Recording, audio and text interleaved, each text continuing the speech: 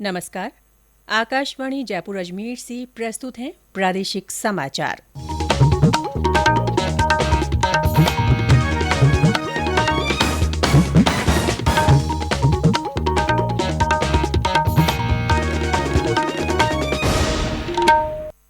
मुख्य समाचार।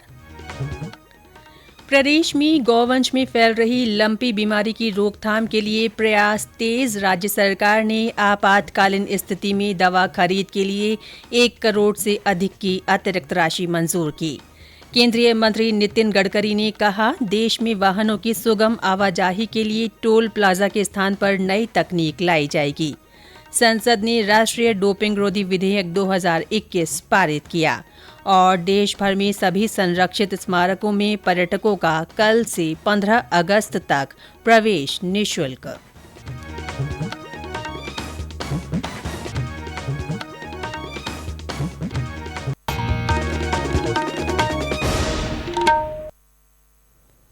समाचारों के साथ मैं रितिका गुप्ता और अब समाचार विस्तार से।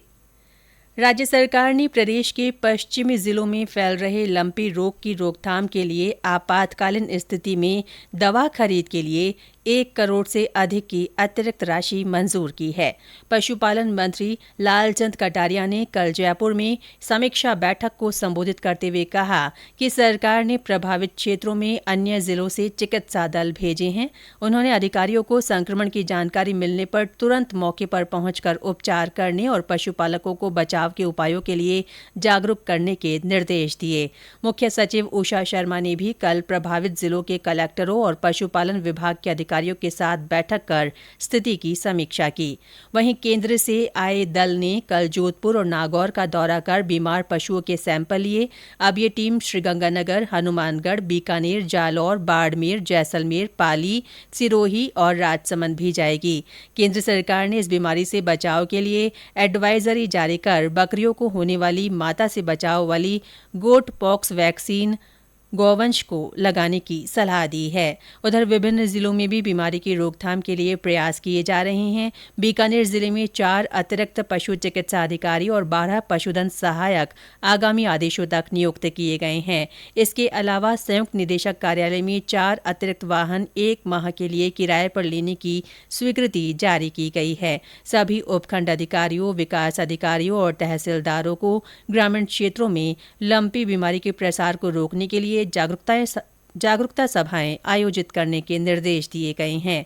अलवर में भी इस बीमारी को लेकर जिला प्रशासन सतर्क है। जिला कलेक्टर ने वीसी के माध्यम से सभी ब्लॉक के पशु चिकित्सकों की बैठक लेकर उन्हें आवश्यक निर्देश दिए। बाड़मेर जिला कलेक्टर ने कल गौशालाओं का जायजा लिया। कलेक्टर ने सभी गौशालाओं में बीमारी को फैलने से रोकने के लिए स्प्रे और फॉगिंग करने को कहा है।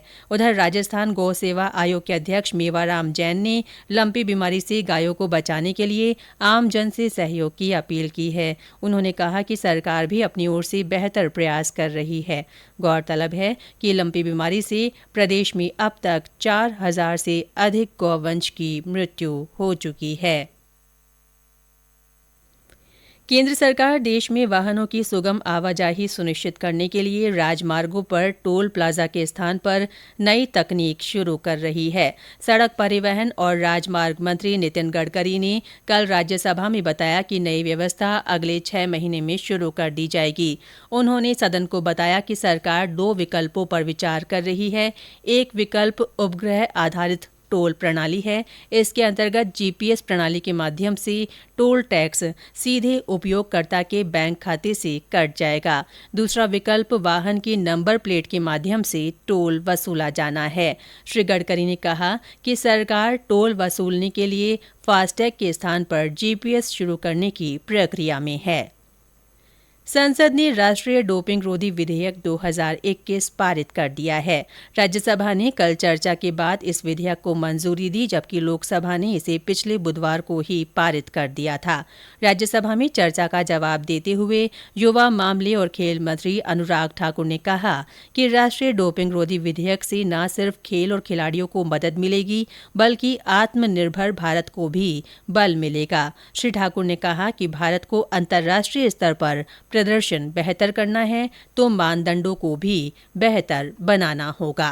कुल मिला के सर इससे खेल और खिलाड़ियों को लाभ मिलेगा, क्योंकि सर अगर कोई भी व्यक्ति डोप करता है और वो पाया जाता है टेस्ट में, न केवल उसकी भागीदारी खत्म हो जाती है बल्कि साथ ही साथ हमारे एक मेडल जीतने की संख्या भी उस दृष्टि से कम हो जाती है। तो इसके बारे में जागरूकता भी बढ़े, टेस्टिंग भी हो, सुविधाएं भी बढ़े, तो खेल और खिलाड़ियों के हित में आज इस बिल को लाया गया है। ये समाचार आकाशवाणी जयपुर अजमेर से प्रसारित किए जा रहे हैं। समाचार अभी और हैं, उससे पहले ये संदेश। अब हर घर की छत पर शान से फहरेगा तिरंगा, गुनगुनाए जाएंगे नव विकास के गीत, आन बान शान का प्रतीक राष्ट्रध्वज तिरंगा। आइए आजादी के अमृत महोत्सव के पावन अवसर पर इस स्वाधीनता दिवस हर घर फहराते हैं तिरंगा और लेते हैं भव्य और सशक्त भारत के निर्माण का संकल्प। आइए हर घर फहराएं तिरंगा।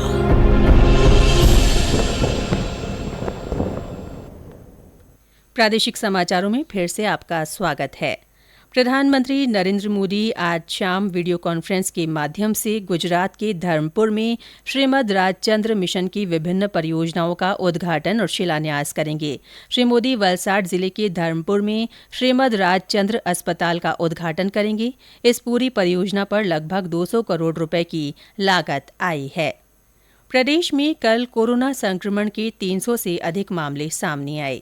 कल 343 लोगों में संक्रमण की पुष्टि हुई। इनमें सबसे ज्यादा 109 संक्रमित जयपुर जिले में मिले। अलवर में 35, दौसा में 31, उदयपुर में 27, जोधपुर में 24, भीलवाड़ा और अजमेर में 14-14, राजसमंद में 12, जालौर में 11, बांसवाड़ा और कोटा में 10-10, झालावाड़ और बाड़मेर में 4-4, बीकानेर और सीकर में 2-2 व्यक्ति में संक्रमण का पता चला। पिछले 24 घंटों में इस बीमारी से 222 रोगी स्वस्थ भी हुए। सक्रिय मामलों की संख्या 2209 हो गई है। केंद्र सरकार ने 5 से 15 अगस्त तक देश भर में सभी संरक्षित स्मारकों में आगंतुकों और पर्यटकों का प्रवेश निःशुल्क करने का निर्णय लिया है। एक ट्वीट में पर्यटन मंत्री जी किशन रेड्डी ने बताया कि ये फैसला आजादी का अमृत महोत्सव और स्वतंत्रता की 75वीं वर्षगांठ को देखते हुए किया गया है। आजादी का अमृत महोत्सव के तहत हर घर तिरंगा अभियान के दौरान जालौर में भी बड़ी संख्या में तिरंगे फहराए जाएंगे।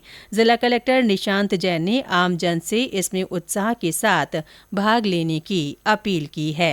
हर घर तिरंगा अभियान चल रहा है, जिसमें 13 से 15 अगस्त तक सभी से अपील है कि वो स्वैच्छिक रूप से अपने अपने घर पे तिरंगा फहराएं।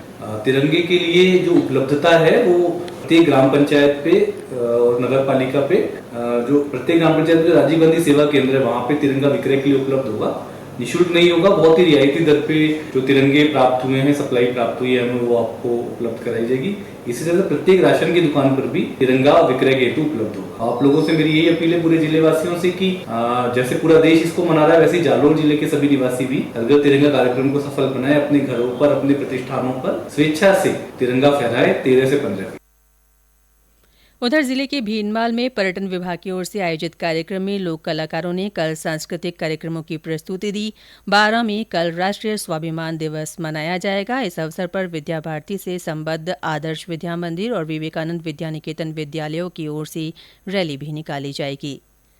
केंद्रीय संचार ब्यूरो, सूचना एवं प्रसारण मंत्रालय का हर घर तिरंगा हर मन चाहे तिरंगा अभियान इन दिनों विभिन्न सरकारी कार्यालयों में पहुंच रहा है।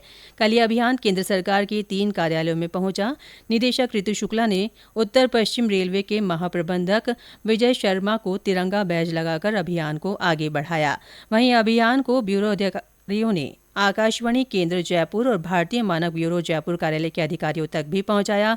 इस अवसर पर ऋतु शुक्ला ने कहा कि अभियान के तहत ज्यादा से ज्यादा लोगों को तिरंगा बैज लगाए जाएंगे। और अंत में मुख्य समाचार एक बार फिर।